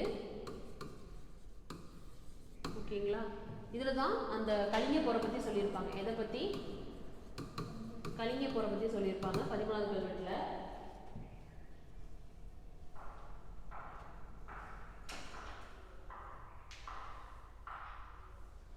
தம்மத்தை பற்றி, ஜீவிகா பற்றி என்ன பேசியிருப்பாங்கன்னா 7-12, அந்த 7-12ல் 7வது கல்வெட்டு மற்றும் 12வது கல்வெட்டு இதை பற்றி பேசியிருப்பாங்க.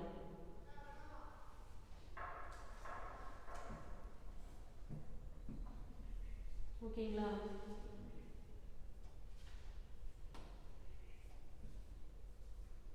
அதே மாதிரி பலியிடல் கூடாது அப்படின்னு முதல் கல்வெட்டில் சொல்லியிருப்பாங்க. இந்த மிருகங்களை ஆடு கோழி பலியிடுறோம்ல, அந்த மாதிரி அனிமல் சாக்ரிஃபைஸ் இருக்கக்கூடாதுன்னு சொல்லிட்டு முதல் எடிக்ட்ல பேசியிருப்பாங்க. No animal sacrifice.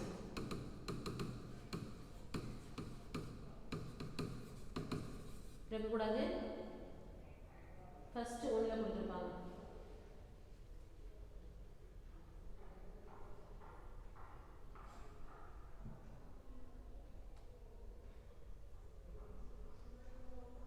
ஓகேவா? இதெல்லாம் தான் தர்மம், இதெல்லாம் தான் தர்மம் அப்படின்னு சொல்லியிருப்பார். மேஜராக இருக்கக்கூடியது 14 ட்ராபடிக்ஸு. அதில் இருக்கக்கூடியது முக்கியமானது இதுதான் 13. அதில் தான் கலிங்க போரை பற்றி பேசியிருப்பாங்க. தர்மத்தை பற்றி 7, 12 பேசியிருப்பாங்க. ஸோ மேஜராக எல்லாத்தையுமே சொல்லியிருப்பார் அவர். பட் அதிகமாக பேசுறது தர்மம், அதாவது மக்கள் அதிகம் இருக்கணும் இந்த மாதிரி சொல்லணும்னா 7th and 12th சொல்லியிருப்பார் அதிகமாக. ஃபர்ஸ்ட் இதில் என்ன சொல்லியிருப்பார் அப்படின்னா நோ அனிமல் சாக்ரிஃபைஸ். அதாவது இந்த கேதரிங் பண்ணுறது, ஒரு விழாக்களுக்கு கூட்டுறது, அவங்க விழாக்கள் கூட்டிட்டு அதில் போய் என்ன பண்ணக்கூடாது, ஆடுகளே கோழிகள் இது மாதிரி அனிமல் சாக்ரிஃபைஸ் பண்ணக்கூடாது அப்படிங்கிறதையும் சொல்லியிருப்பார். ஸோ மேஜராக என்ன சொல்ல வராரு அவர், பீஸ்ஃபுல்லாக இருக்கணும், அமைதியாக தான் இருக்கணும், மக்கள் போர் பண்ணக்கூடாது, எந்த மிருகங்களையோ எதையுமே என்ன பண்ணக்கூடாது, துன்புறுத்தக்கூடாது அப்படின்னு தான் அசோகர் சொல்லியிருப்பார். இன்னொரு பாயிண்ட் என்னன்னா, தேர்ட் புத்திஸ்ட், 3வது புத்த மாநாடு யார் கூட்டியிருப்பா, அசோகர். எங்க, பாடலி புத்திரம். ஸோ இங்கே தான் என்ன பண்ணியிருப்பாங்கன்னா 3வது புத்த மாநாடு அவர் கூட்டியிருப்பார்.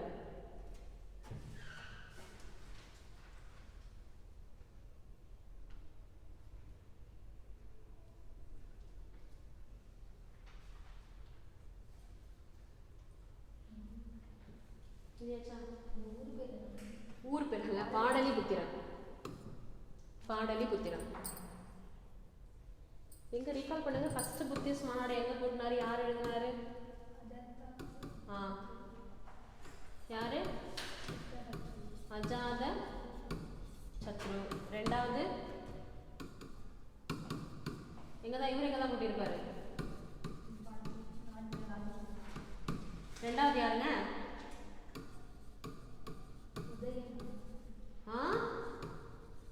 கால அசோகர் வருவார் இல்லையா 2வது. 3வது கால அசோகர் எங்க வைப்பாரு, 3வது புத்த மாநாடு அசோகர் எங்க, பாடலி புத்திரம். பாடலிபுத்திரம் பிறகு பாட்னா தான். ஓகேங்களா, இதுதான் என்னது புத்த மாநாடு. 3 புத்த மாநாடு யார் யார் எங்கெங்கெல்லாம் கூட்டினாங்கன்னு பார்க்கணும். அசோகர், காலசோகர், அசோகர் அப்படின்றாங்க.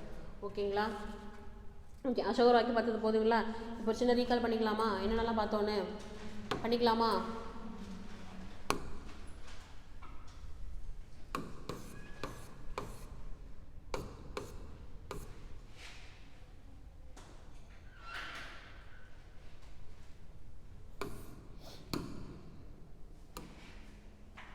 ஸோ மகஜனபதாஸ்ன்னு பார்த்தோம். மகா அப்படின்னா பெருசு, ஜனபதாஸ் அப்படின்றது மக்கள் அதிகமாக கூடியிருந்த கூட்டங்கள்னு சொல்லுவோம்.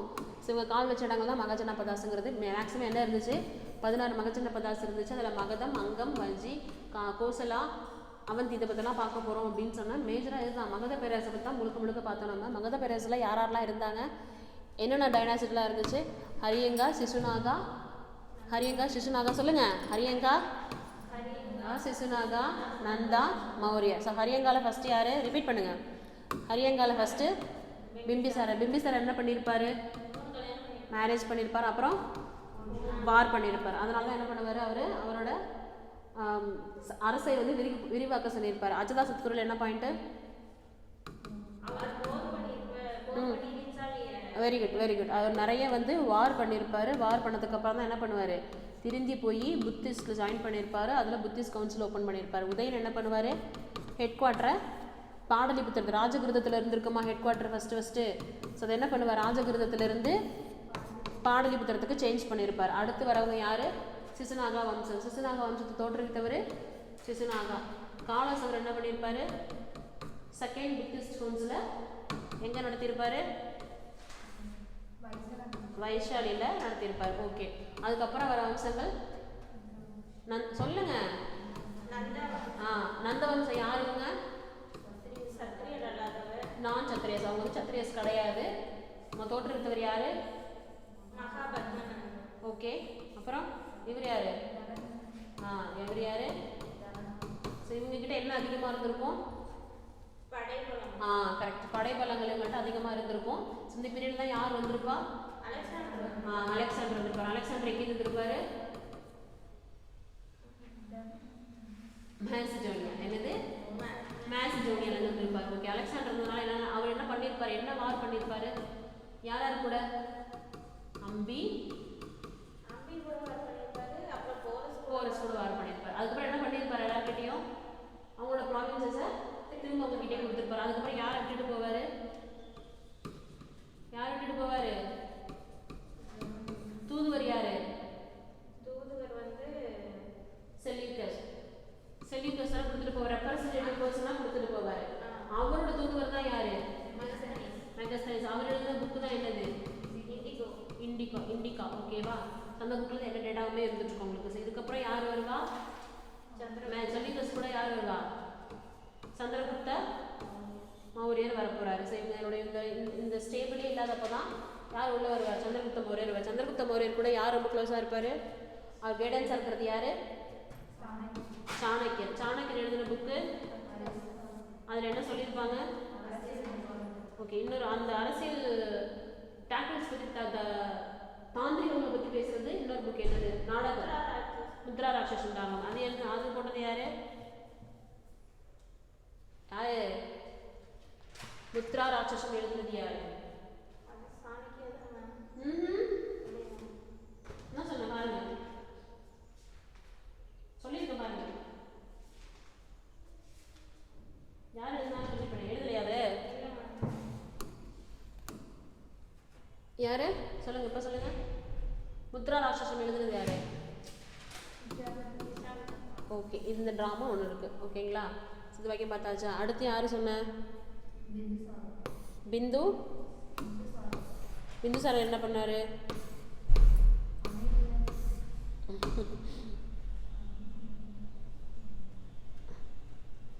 சந்திரகுப்த மௌரியர் பற்றி பார்த்தோம்ல ஃபர்ஸ்ட்.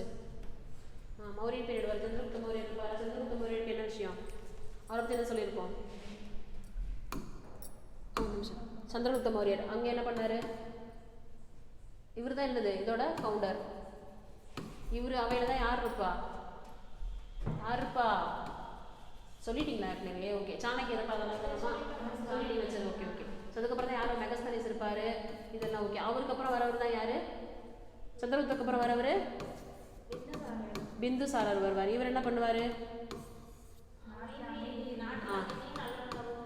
ஓகே, ரொம்ப அமைதியாக இருப்பார். எந்த விதமான பிரச்சனையும் இல்லாமல் இருப்பார். அதுக்கப்புறம் வரவர் தான் யாராங்க? அந்த அரசாட்சியை கட்டி காப்பாற்றிட்டு இருப்பார். அவர் தான் எந்த பிரச்சனையும் பண்ண மாட்டார். யாருக்கும் சண்டைக்கு போக மாட்டார். இருக்கிறது ரொம்ப சேஃபாக வச்சிருப்பார். அவருக்கு அப்புறம் வரவர் யாரு? அசோகர் என்ன பண்ணியிருப்பாரு? வார் பண்ணியிருப்பார். முக்கியமாக என்ன வார்? கலிங்கர் போர். அசோகரோட முக்கியமான பேர் கலிங்கர் போர். எந்த வருஷம்? 261 BC. ஸோ இந்த வாருக்கு அப்புறம் என்னவோ மாறி இருப்பாரு. என்னவோ மாறி இருப்பாரு. ஓகே, புத்திஸ்ட் தழுவ ஆரம்பிச்சிருப்பாரு. புத்த மதம் தழுவார். அதுக்கப்புறம் என்ன பண்ணுவாரு? புத்த மாநாடு. ஓகே, எங்க? பாடலிபுத்திரத்தில் 3வது புத்த மாநாடை கூட்டியிருப்பாரு. ஓகேவா? அதுக்கப்புறம் அசோகருக்கு முக்கியமானது என்னது? அசோகரோட எடிக்ட்ஸ். பாரித்தன் கல்வெட்டு மொத்தம் எத்தனை இருக்கு? 14. முக்கியமானது பெருசானது அதில் தான் என்ன சொல்லியிருப்பாங்க? கலிங்கபுரம் பற்றி பேசியிருப்பாங்க. ஸோ இது ஓகேவா இந்த கிளாஸஸ்? ஓகே.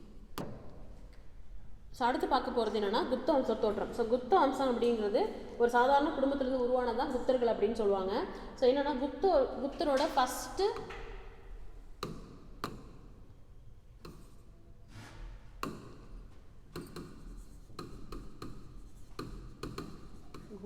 குப்தர்களோட முதல் அரசல் யார் அப்படின்னா ஸ்ரீகுப்தர். இவர் தான் என்னது குப்த வம்சத்தை தோற்றுவித்தவர். ஓகேங்களா? இவரையும் இவரோட பையன் வந்து யாருன்னா கடோத்கஜஸ்.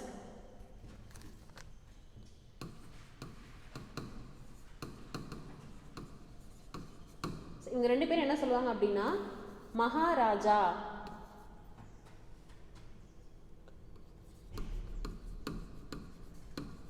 மகாராஜா அப்படின்னு சொல்லுவாங்க.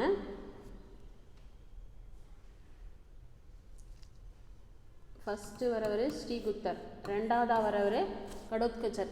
இவர் தான் என்னது குப்த வம்சத்தை தோற்றுவித்தவர். இவருக்கும் கடோத்கச்சர் என்ன பேர்? மகாராஜா அப்படின்றது பேர். ஓகேங்களா? இவங்க என்னென்னலாம் சான்று இருக்குது அப்படின்னு பார்ப்போம். நம்ம ஆக்சுவலி இலக்கிய சான்றுகள் குப்த பீரியடை பற்றி யாரெல்லாம் பேசுகிறாங்க, குப்த பீரியடை பற்றி நம்ம எவிடன்ஸ் பார்ப்போம்ல. எது பார்த்தாலும் என்ன பார்ப்போம்? ஹிஸ்ட்ரினாலே ஃபஸ்ட்டு எவிடன்ஸ் இருக்குது, என்ன கல்வெட்டு இருக்குது, என்ன நாணயம் இருக்குது, என்ன இலக்கியங்கள் கிடச்சிருக்குன்னு பார்ப்போம்ல. ஸோ குப்தர்களை பற்றி என்னென்னலாம் கிடச்சிருக்கு அப்படின்னு பாருங்கள்.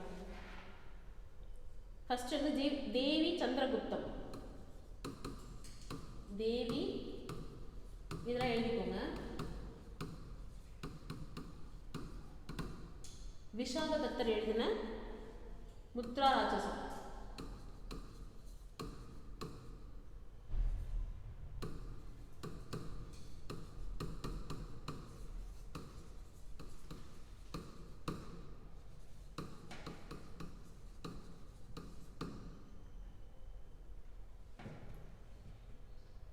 அதுக்கப்புறம் இந்த பீரியடில் தான் யார் வருவா அப்படின்னா பாகியன் வந்திருப்பார். இந்த டிஃப்ரென்ஸ் எல்லாம் பார்த்துக்கோங்க. மெகஸ்தனிஸ் வந்து எந்த பீரியடில் வந்தார், பாகியன் எந்த பீரியடில் வந்தாங்க.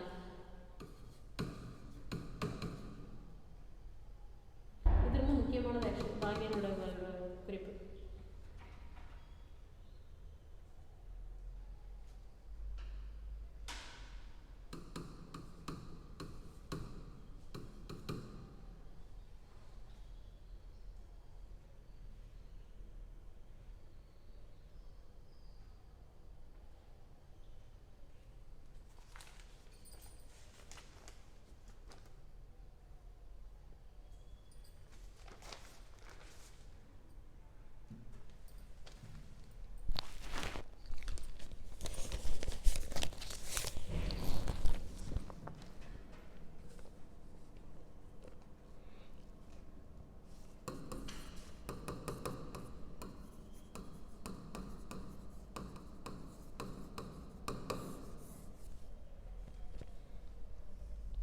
கல்வெட்டுகள் ஃபஸ்ட்டே சொன்னா 2 கல்வெட்டு. என்ன கல்வெட்டு? மெஹ்ரௌலி கல்வெட்டு. இது ரொம்ப முக்கியமானது. மெஹ்ரௌலி இரும்புத்தூண் கல்வெட்டு. இதை பற்றி யாரை பற்றி சொல்லும் அப்படின்னா முதலாம் சந்திரகுப்தரை பற்றி சொல்கிறது மெஹ்ரௌலி இரும்புத்தூண் கல்வெட்டு. அதுக்கப்புறம் அலகாபாத்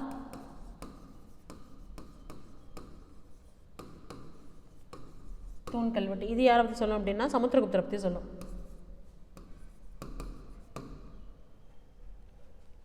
ஆக்சுவலி அலகாபாத் தூண் கல்வெட்டு இருக்குல்ல, இதை பதிப்பித்தவர் யாருன்னா ஹரிசேனர். கிட்டத்தட்ட இது என்னன்னா 33 லைன்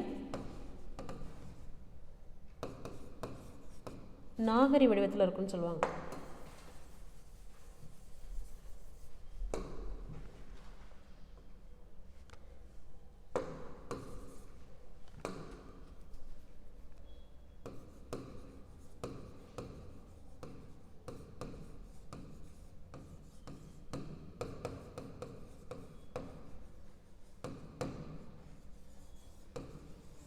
சமஸ்கிருதம்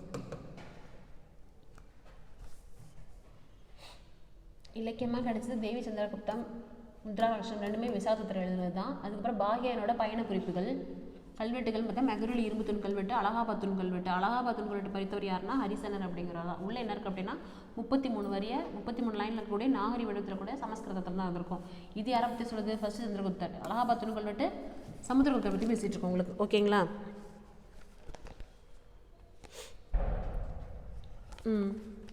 நெக்ஸ்ட் பார்க்கலாமா? முதலாம் சந்திரகுப்தர். நம்ம பீரியட் ஓப்பன் பண்ணது ஃபவுண்டர் யார்? ஸ்ரீகுப்தர். அதுக்கப்புறம் வந்து கடோத்கச்சர் சொன்னோம். அதுக்கப்புறம் யார்? முதலாம் சந்திரகுப்தர்.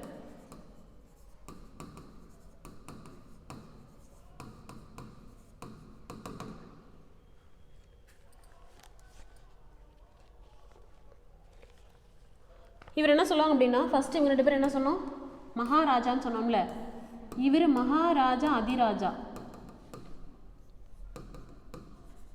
மகாராஜாதி ராஜா, ராஜா அதிராஜா அப்படின்னு கூட டெக்ஸ்ட் புக்கில் இருக்கும். மகாராஜா அதிராஜா அப்படின்னு இருக்கும். இதுக்கு என்ன அர்த்தம் அப்படின்னா அரசர்களுக்கெல்லாம் அரசர் அதானே இருக்குது. மகாராஜானா அரசன், ராஜாதி ராஜானா அரசர்களுக்கே அரசன் அப்படின்றத அர்த்தம். இவர் என்ன பண்ணுவார் அப்படின்னா இவருமே வந்து மேரேஜ் அலைன்ஸ், அதாவது திருமண உறவுகள் மூலயமா என்ன பண்ணியிருப்பாருன்னா அவரோட அரசை வந்து பெருக்கிட்டு இருப்பார். யாரை கல்யாணம் பண்ணியிருப்பார் அப்படின்னா லிச்சாவி அரசர் இல்லையா, லிச்சாவி அரசு, லிச்சாவி குலத்தில் இருக்கக்கூடிய குமாரதேவி,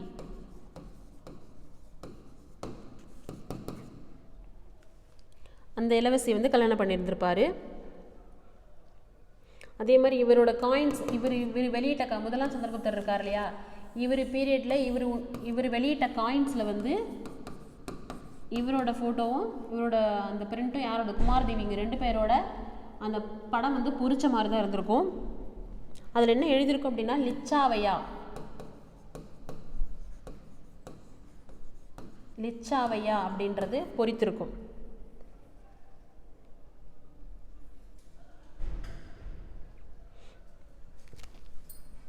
ஓகேவா.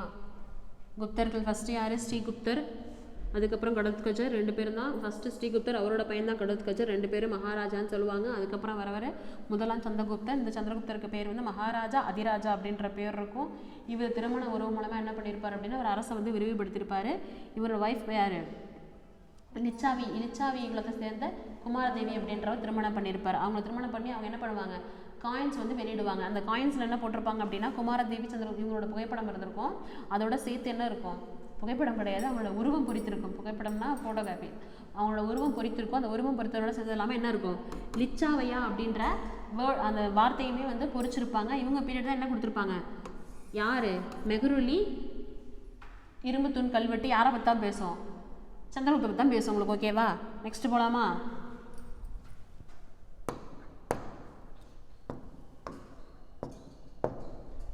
அவ்வளோதான் போயிடுச்சது. ஓகேவா. அடுத்து சமுத்திரகுப்தர். சந்திரகுப்தருக்கு அப்புறம் யாரு,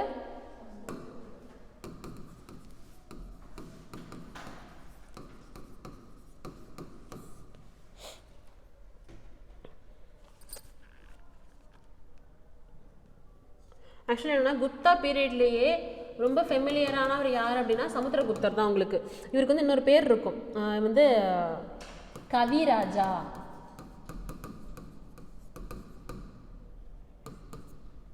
இந்திய நெப்போலியன், இந்திய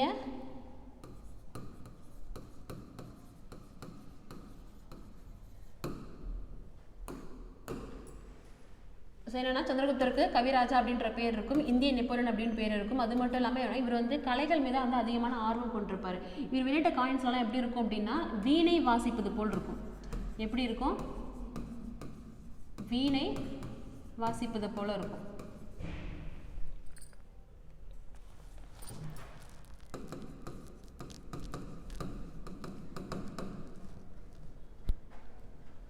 அது மட்டும் இல்லாமல் இவர் என்ன தான் ஃபாலோ பண்ணியிருப்பார், புத்த மதத்தை தான் தழுவி இருப்பார். ஸோ அது மட்டும் இல்லாமல் என்ன பண்ணுவார் அப்படின்னா இவரோட குழந்தைகள் 2 பேர் இருப்பாங்க. யார் அப்படின்னா ஆக்சுவலி இவருக்கு 3 குழந்தைங்க இருப்பாங்க. அதில் மேகவர்மனும்,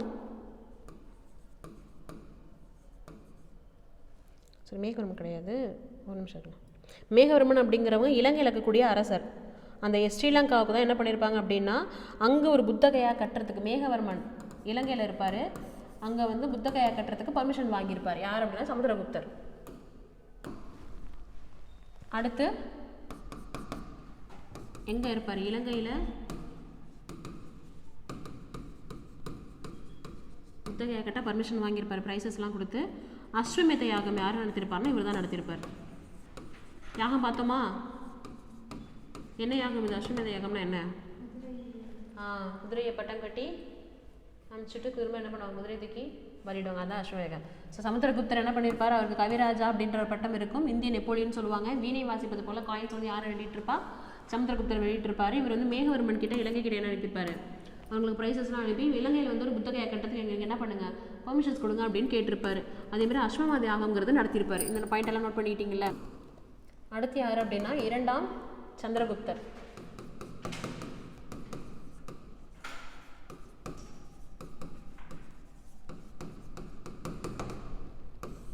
ஸோ இவருடைய இன்னொரு பேர் என்னன்னா விக்ரமாதித்யர். இவர் பேர் என்ன, ஸோ ஒவ்வொருத்தவங்களுக்கும் என்ன பேர் இருக்கு, ஒரு நிக்நேம் இருக்கா, இவரோட பேர் என்னன்னா விக்ரமாதித்யர். ராமகுப்தர்ங்கிற பேர் கூட இவருக்கு இருக்கு. சில எவிடன்சஸ்ல ராமகுப்தர் தான் இவரோட பேர் அப்படின்றத சொல்றாங்க.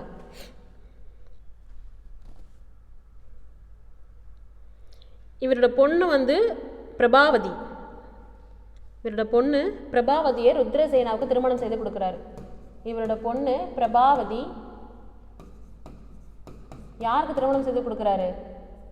ருத்ரசேனனுக்கு திருமணம் செய்து கொடுக்குறாரு. அதே மாதிரி இவருக்கு இன்னொரு பேர் என்ன அப்படின்னா, சாகர்களை அழித்தவர்கள் யாருன்னு கேட்டால் 2ஆம் சந்திரகுப்தர் தான். யாரு? சாகர்களை அழித்தவர்.